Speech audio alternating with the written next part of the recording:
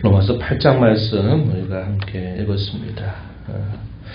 복음 가운데서도 가장 선명하게 그 복음이 무엇인가를 우리에게 설명해 주는 내용을 꼽으라고 하면 성경 중에는 로마서, 또 로마서 중에서는 이 8장의 내용을 꼽습니다. 그만큼 하나님께서 우리에게 이루어 주시는 그분의 그 구원이 얼마나 깊고 얼마나 또 넓은가 또 얼마나 풍성한가 하는 사실들을 로마서 8장은 우리에게 잘 소개해주고 있습니다. 그래서 비록 길지만 우리가 한 목소리를 함께 말씀을 읽은 것입니다.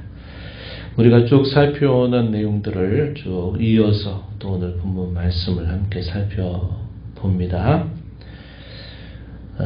믿음으로 말미암아 의롭다 하심을 받은 성도들, 그들은 더 이상 죄가 주관하지 못하는 삶을 산다 하는 것을 우리가 앞에서 읽었습니다. 하나님의 은혜 아래 사는 삶, 그러한 삶을 살게 된다. 우리가 살펴보았습니다. 죄가 주관하지 못하고 은혜 아래 사는 삶을 산다 하더라도 여전히 우리가 사는 평생 동안에는 이 죄에 대하여 온전히 자유롭지는 못하다 하는 겁니다. 죄가 우리를 주장할 수는 없으되 죄를 완전히 떠나서 우리가 이 땅에서 살지는 않는다. 이렇게 성경은 가르쳐 줍니다. 그 이유는 우리가 오랫동안 죄의 부패한 본성에 따라 살던 습관들이 여전히 우리에게 남아있기 때문에 그러다는 겁니다. 그래서 우리가 구원받은 성도가 되어도 우리의 마음속에는 두 개의 자아가 끊임없는 싸움이 벌어진다 그랬습니다. 그래서 때로 이로 인하여 우리가 탄식하고 슬퍼하고 때로는 낙심하는 일이 있게 될지라도 그것이 곧 절망은 아니다 하는 겁니다. 이 절망이라는 말은 소망이 없다 이 말이죠. 우리가 때로 탄식하고 슬퍼하고 낙심할 때가 있어요. 죄된 본성 때문에. 그러나 그것이 소망이 없는 절망은 결코 아니다. 왜냐? 그것은 성도는 여전히 그리스도 안에 있기 때문이고 성도는 성령의 인도하심을 받아 사는 사람들이기 때문이다 하는 사실입니다. 그 내용이 오늘 우리가 이 8장의 내용에서 자세하게 소개가 되고 있다는 겁니다. 우리의 모습 속에 끊임없는 싸움이 있을지라도 우리는 그리스도 안에 있고 성령께서 우리의 삶을 주관하시기 때문에 마침내 궁극적으로 승리하게 되는 그러한 약속을 받은 자들이다. 이 사실을 로마서 8장은 우리에게 말해주고 있습니다. 8장 1절부터 11절 내용에서는 그리스도 안에 있는 사람, 성령의 인도함을 받는 사람, 정죄함이 없는 삶을 산다는 사실을 이야기해 주고요. 이 땅의 성도로 살면서 때로 당하는 그런 고난과 시련이 있기는 하지만 그 고난과 시련 속에서 하나님이 이루어 주시는 하나님의 은혜가 무엇인가 하는 것들을 중간 부분에서 소개해 줍니다. 그리고 마지막 부분에서는 하나님의 끊을 수 없는 사랑, 하나님의 그 놀라우신 사랑이 우리를 붙드시기 때문에 우리로 궁극적으로 승리하게 하시는 일을 이루어 주신다 하는 사실을 우리에게 약속해 주고 있다는 겁니다. 우리가 어제 읽었던 7장 후반부에서 바울 사도 자신마저도 자기 마음속에 두 마음이 있다. 하나님의 뜻을 행하고자 하는 그런 선한 뜻을 가지고 있는 마음이 있지만 여전히 죄의 법 아래 매여 있는 자신의 모습이 또한 있어서 이 두 마음 사이에 끊임없는 싸움이 일어나다 보니까 그가 고백하기를 오호라 나는 공고한 사람이로다. 이 사망의 몸에서 누가 나를 건져낼 수 있겠는가. 이 말은 자기 스스로는 이런 문제를 극복할 수 없다는 겁니다. 그러나 감사한다고 이야기해요. 25절에 우리 주 예수 그리스도로 말미암아 하나님께 감사한다.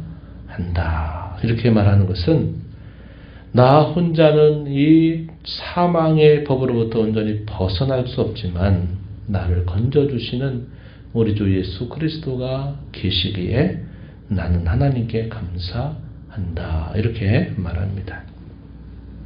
8장 1절로 보면 그리스도 예수 안에 있는 자에게는 결코 정죄함이 없다. 이렇게 말합니다. 이는 2절에 그리스도 예수 안에 있는 생명의 성령의 법이 죄와 사망의 법에서 너를 해방하였기 때문이다. 이렇게 말합니다. 그리스도 안에 있는 자에게는 결코 정죄함이 있을 수 없다. 그리고 그 이유는 성령께서 너를 이 죄와 사망의 법으로부터 해방해 주었기 때문이다. 이렇게 그 이유를 설명해 주고요. 성도로 살아가는 실제적인 삶의 방식은 죄된 본성을 따라 살아가는 삶이 아니라 성령의 인도하심을 따라 살아가는 삶이다. 이렇게 말해 줍니다. 그래서 여기 3절 이하로부터 쭉 소개되는 거 보면 육신을 따르는 자, 육신의 생각, 그런 것들이 가져다주는 결말과 영의 인도함을 따르는 것, 성령에 따라서 생각하는 것. 그래서 여기서 육신과 영이라고 하는 이 표현은 우리 몸에 이루는 영혼과 육체를 말하는 게 아니고 여기서 영은 성령 하나님을 말하는 겁니다. 육신은 뭘 말하느냐? 죄된 본성, 다시 말하면 옛사람의 그런 죄의 습관에 젖어 살던 그런 모습을 표현하고 있는 말이에요. 그래서 성도는 어떠한 삶을 살아가느냐? 죄된 본성, 옛사람의 본성을 따라 살아가는 자들이 아니라 성령의 인도하심을 따라 살아가는 자들이다 하는 사실을 강조해 줍니다. 5절에 보면 육신을 따르는 자는 육신의 일을, 영을 따르는 자는 영의 일을 생각한다 할 때 여기서 육신과 영도 마찬가지입니다. 영혼과 육체를 말하는 게 아니에요. 여기서 육신은 죄된 본성을 말하는 겁니다. 죄된 본성을 따르는 사람은 결국 죄된 일을 이루게 되고 성령을 따르는 자는 성령이 가져다 주시는 일을 생각하게 된다. 육신의 생각도 마찬가지입니다. 죄된 본성을 따라 생각하는 결국은 사망에 이르게 하지만 성령의 인도하심을 따라 생각하는 것은 생명과 평안에 이르게 한다. 육신에 있는 자들, 8절에 보면 육신에 있는 자들 하나님이 기쁘시게 할 수 없다. 이것도 역시 같은 말입니다. 옛사람의 본성을 따라 살아가는 사람은 결코 하나님을 기쁘시게 할 수 없다 하는 것입니다. 그래서 성도는 그리스도 안에 있고 성령의 인도하심을 따라 살아가는 새로운 삶의 방식을 이제 따라가는 사람들이다. 이 사실을 분명히 이야기해주고 있다 하는 겁니다. 그러면서 뭐라고 말하느냐? 성도로 살아가는 삶의 원리는 12절, 13절 말씀에 가서 보면 육신에게 져서 육신대로 살 것이 아니다. 13절에 너희가 육신대로 살면 반드시 죽을 것이지만 성령으로서 몸의 행실을 죽이면 살 것이다. 이렇게 말합니다. 성령으로 죄된 우리의 본성을 죽이며 살아야 이게 성도답게 살아가는 삶이다. 사실을 강조해 줍니다. 하나님의 자녀 혹은 하나님의 아들이 어떤 사람이냐? 그런 사람들은 하나님의 영, 곧 성령으로 인도함을 받는 자들이다. 14절에 그렇게 말하죠.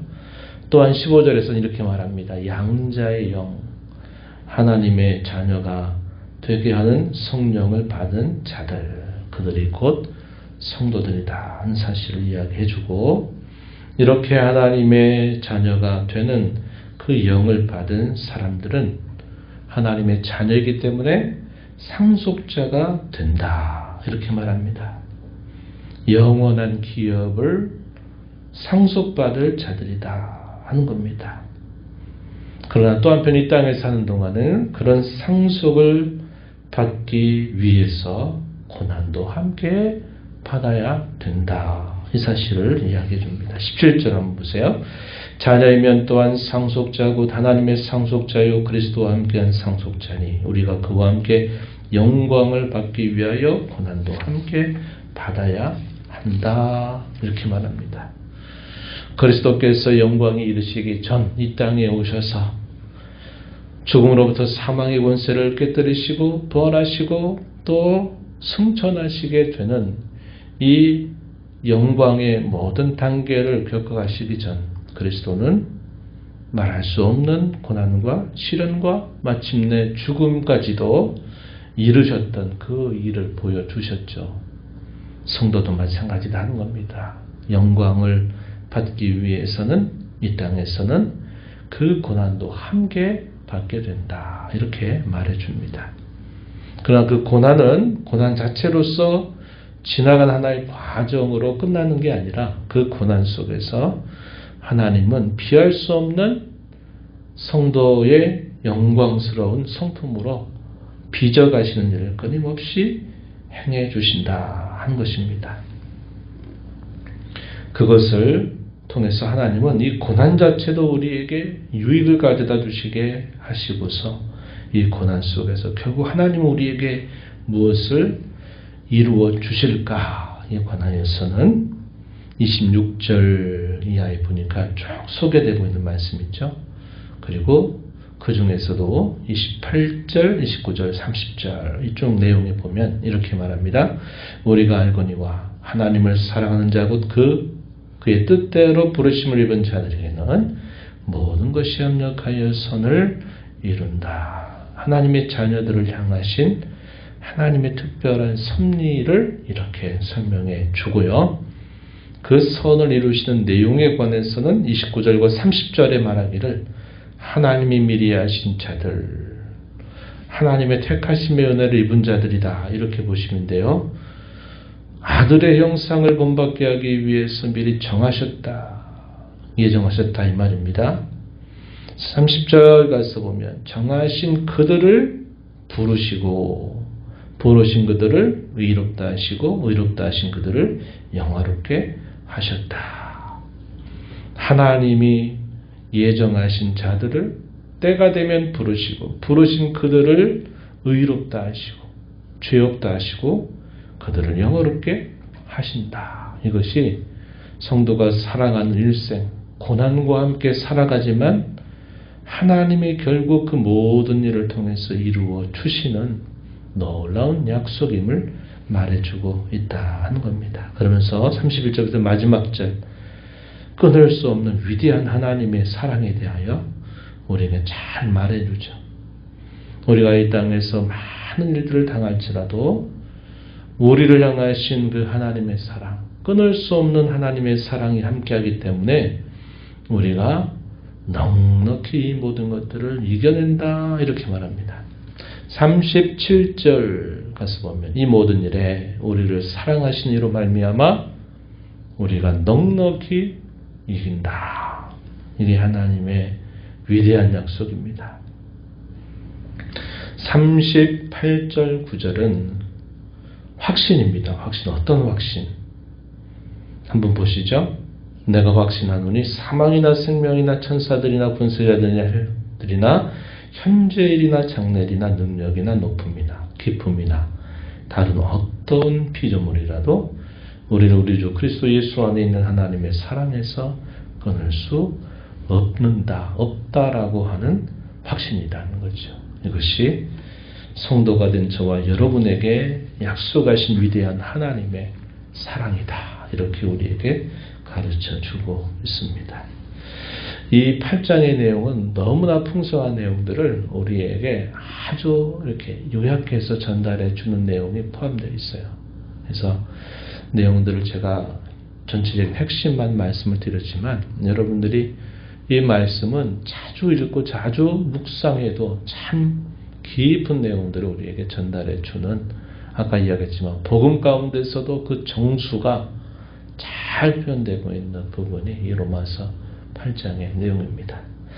우리 이 말씀을 통해서 율법의 정죄와 사망으로부터 벗어나서 끊을 수 없는 이 하나님의 사랑, 이 하나님의 사랑으로 말미암아 궁극적으로 승리하게 하실 그 하나님의 약속을 오늘도 바라보면서 우리가 이 땅에 성도로 살아가는 삶의 원리는 죄된 본성을 따라 살아가는 삶이 아니라 우리 안에 내주하시는 성령님의 인도하심을 따라 살면서 우리 안에 두 마음, 죄를 짓게 되는 그 부패한 본성과 죄와 끊임없이 싸우는 삶을 우리는 오늘도 내일도 우리 육신의 장막을 벗게 되는 그 순간까지 그렇게 살아가야 한다는 겁니다. 이러한 결심을 가지고 오늘도 복된 주일 주 앞에서 또 은혜를 힘입고 또 남은 생을 살아가는 저와 여러분이 되기를 진심으로 바랍니다. 하나님 아버지 감사합니다. 복된 주일 새벽 시간 또 저희들을 깨워주셔서 오늘도 아버지의 면전으로 인도하시고 찬양드리며 또 주시는 주의 말씀을 듣게 하셔서 말씀을 통하여 성도된 저희들에게 약속하신 하나님의 변치 않는 약속, 또 저희들 향하신 끊을 수 없는 하나님의 위대한 사랑을 또 다시 들려주셔서 감사드립니다. 저희가 이 땅에서 사는 동안 이 온전한 소망을 가지고 늘 살아가게 하시고 저희 안에 죄와 더불어 끊임없이 싸우는 이 모든 현실 속에서도 이 죄와 싸워 승리하고 육신대로 살다가 또 사망에 이르는 삶이 아니라 성령의 인도하심을 따라 생명과 평안을 이루어가는 저희들의 삶이 되도록 인도하여 주옵소서.